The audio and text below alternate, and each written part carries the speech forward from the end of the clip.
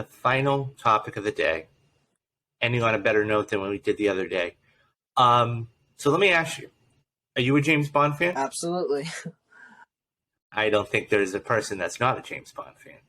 So, James Bond is arguably one of the greatest characters in cinema history.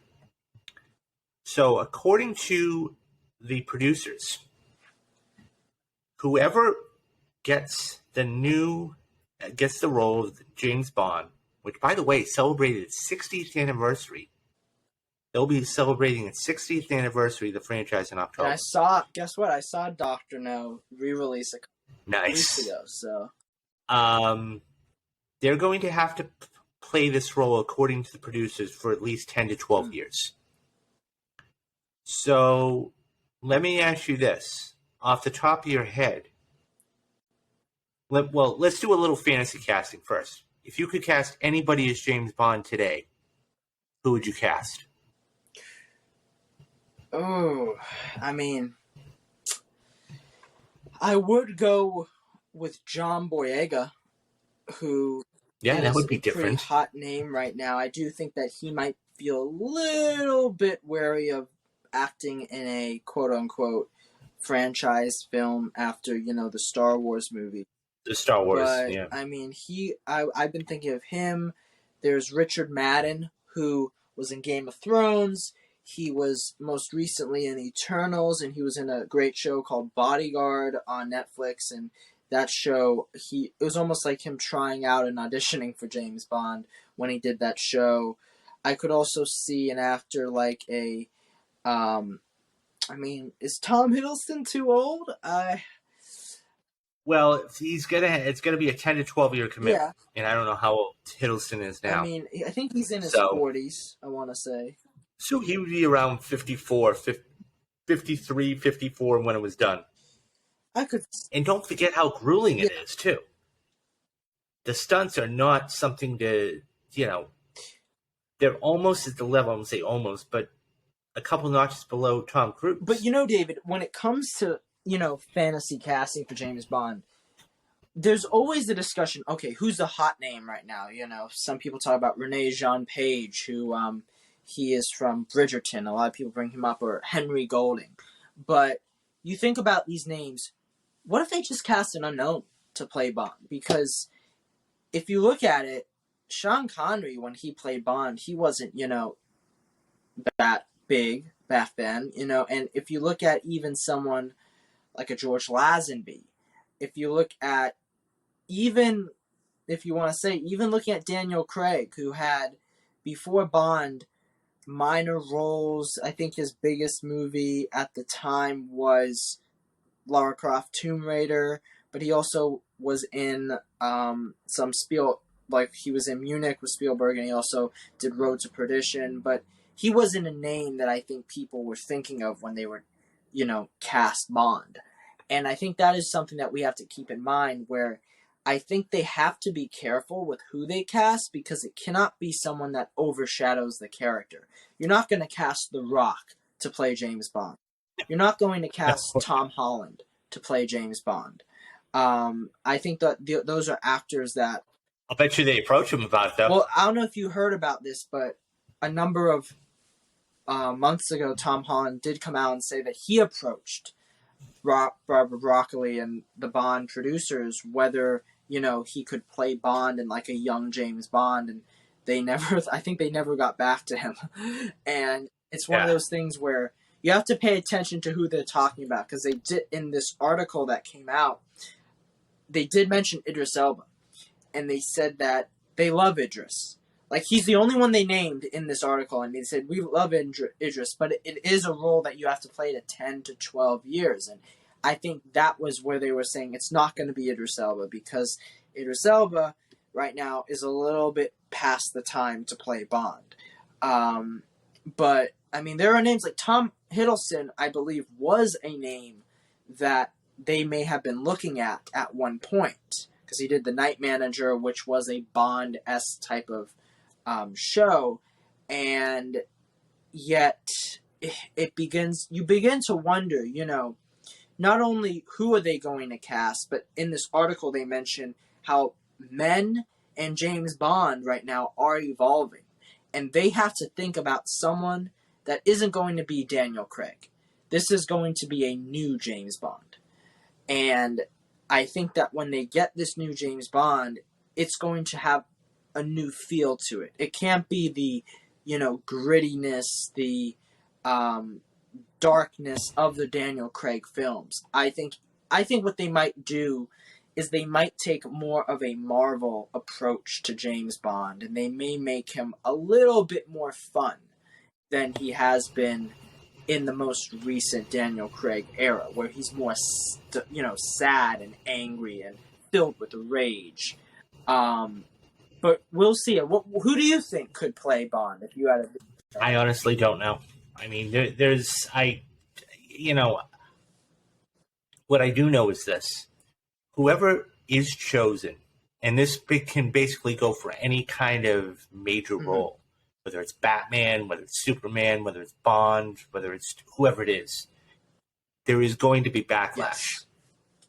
And there is going to be a lot of backlash. Because the first thing they're going to say is, well, why would you cast them? They're no good, And then they get on screen and they do screen tests, and next thing you know, they're like, oh, wow, this guy's amazing. So it doesn't matter who they cast. I think that it matters that they're committed. And I'll be honest with you. After what Craig said after Spectre about wanting to, quote, slit his wrists and he just came back for the money, he checked out. Now, I'm not saying he checked out in No Time to Die, because that movie was... I didn't believe the third act for a minute. But, that being said, it just... Now, granted, there were a lot of different things. You had the pandemic there, but, I mean, that movie should have been... When you look at when you do a good quality Bond movie, you get something like Skyfall that made over $1 billion. With Roger Deakins and everything, Sam Mendes and everything else. Okay. When you get a subpar James Bond movie, you get something like Quantum of Solace. And it's a hot mess, to say the least. Because anybody you talk to that is a movie aficionado or fan or likes movies, if you say, rate the 5 James Bond movies, okay, more times than not, they're going to put Skyfall at number 1, wherever they put you, in Quantum at 5. Every single one. And it has to do with story. So, getting back to your question, who would I like to see? I don't really care. I just want to see him wanting to play the role.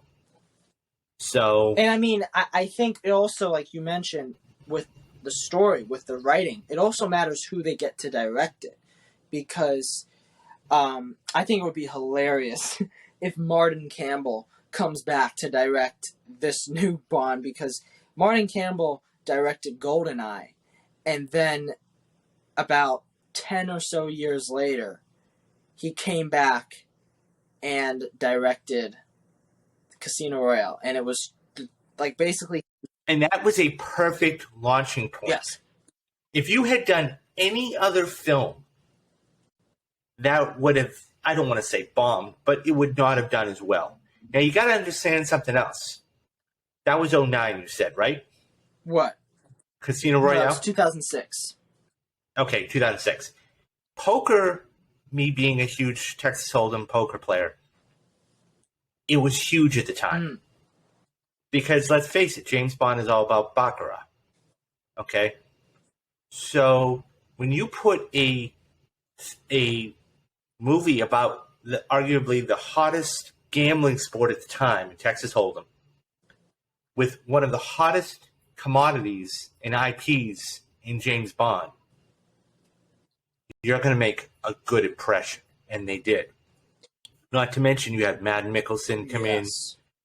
Eva Green was amazing. It's all about the Bond villain. It's all about the Bond girl. Yeah. And one of the criticisms I do have with No Time to Die is I think that the film struggles in its villain. Rami Malek's absolutely is not a great villain. He's subpar. Yeah. Let's call it what it is. He's subpar. I think that is definitely something that holds the film back, because if you look at Silva from... well, I was just going to make mention of this. Okay? When you look at every single Bond film that they did up to No Time to Die, well, there were a couple of things I think they held it back. Number one, they wanted a linear story, and that didn't work. They're going to completely get away from that. Number two, when you look at every single villain that was in every single Daniel Craig film, whether it was Casino Royale, Quantum of Solace, Skyfall, or Spectre, we met the villain halfway through. Yes. So whether it was, him, when they first meet at Casino Royale, okay, with Lashif, well, I thought your name was Bond. I guess we'll have that confused. And, so that at the game, whether you have Philip, which by the way is one of the great shots of that film of Quantum of Solace, is when Mr. Green, yeah, you have the white background with the wall with the black tuxedo they're wearing, amazing, and his eyes just were like knives going on that scene. You have the soliloquy given by Oscar winner Javier Bardem. That's 6-minute soliloquy walking down. Unbelievable. And then even Spectre, where you have what I think is a great scene when he's in Rome, okay, and he's let in, and he's still trying to figure out what's going on. And you have, this is after Dave Bautista kills, which, by the way, we'll talk about off camera, but there was a little trailer that dropped by M. Night Shyamalan. Oh, yeah. But Dave Bautista, okay, he kills the guy, and then you have so it's a long table, the door's open, the light, and it's just shadow. And he starts Christoph Waltz starts talking. And he says, well, we'd like to welcome back, hello, James. And he just looks up at him. Amazing way for an entrance. Every single one of those films, you had Bond meet the villain halfway through. You didn't see Bond meet the villain until about 20 minutes left in the film. Yeah. And I mean, even you could say that the thing with Safin, he doesn't really have a vendetta against James Bond. He has a vendetta against Madeline. Right. That, I mean, you could say, oh, well, they did kind of change it up a bit, but still, it feels not as... He doesn't feel as threatening when he's not directly going after James Bond. And that is definitely something that I think was a bit of a weakness in No Time to Die. And I think it all revolves going back to just the potential Bond. You have to build the villains, the Bond girls, the cars, the gadgets around whoever you cast as Bond. And that's what they are saying in this article, is that they are waiting to cast the Bond that then they can build the script around. And I would say one more thing, though. If you're lucky enough to actually sing a song for a Bond film, you're going to win an Oscar. Yes. The last 3 that have done it were Adele for Skyfall, Sam Smith, and Billie Eilish. They all won Oscars. Yes, they did. So that's what you want to do in order to, but there are only really 4 or 5 components you need, and you're right, it depends on the casting. You have the opening sequence. You have the Bond girl. Okay. You have the car. Yes. I mean, then that's, the Aston Martin. You have the action. And then, you have the film. Those are the 5 elements. So you can plug anybody in there. You can plug David Steele into there. Okay. If you have those 5 elements, seriously. But if you have those 5 elements and they're good, you can make any Bond film you want. I mean, speaking of openings, though, I gotta say, the opening of No Time to Die is great.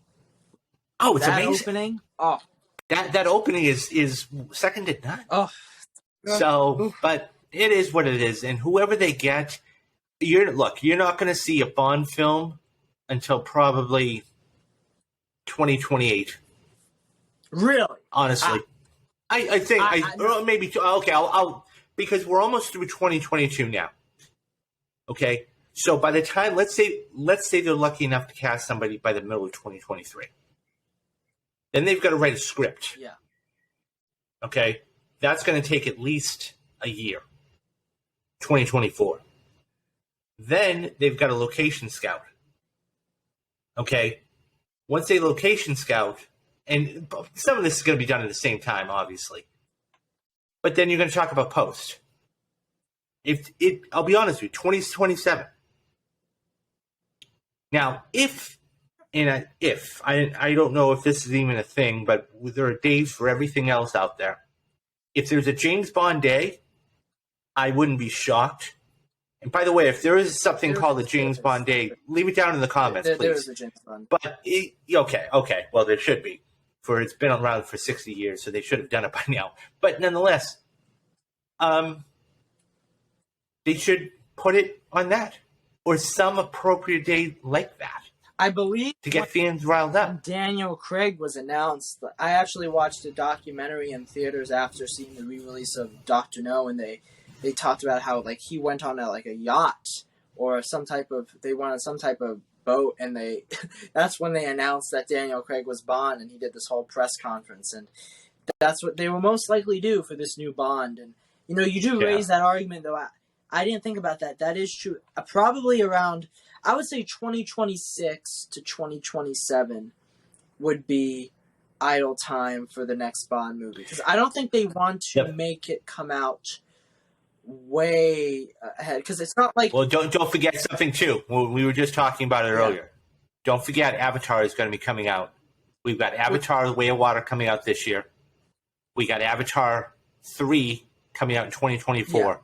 We got Avatar 3 coming out in 2026, and we got Avatar 4 coming out in 2028. Avatar 5, yeah. So if they're smart, what they'll do is do it in one of those odd years. No, I mean, but Bond is an Avatar, but Bond never competes with the Marvel films. I would say that if you look at the Bond openings, usually they love to place Bond around that October-November release date.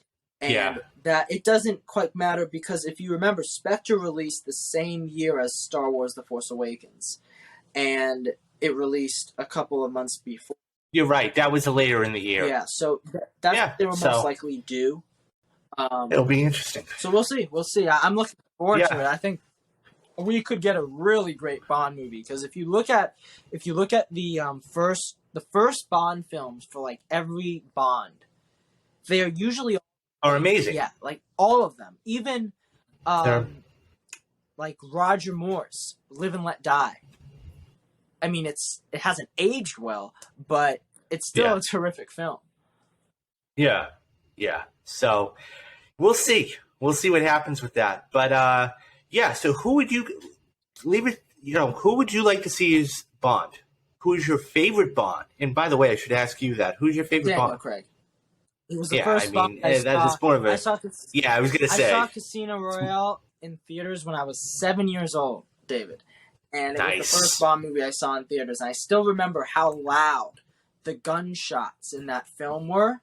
I do wonder if it was because maybe I was smaller, so when you're little, that type of sound reverberates a little bit more than it would on someone older. And I will tell you, I've seen plenty of horror films. The gunshots in Casino Royale were scarier than any horror movie I've ever seen in a theater. Yeah. So really, yeah, that's crazy. So, who's your favorite Bond, guys? Leave it down in the comments. Who's your favorite, David? Sean Connery. Well, my first one. I remember Roger Moore. Maybe Dalton or Pierce. I like License to Kill. I like License to Kill. I like The Living Daylights. I like those. GoldenEye with the tank. I love Living Daylights. The Living Daylights is in my top 5 favorite Bond films.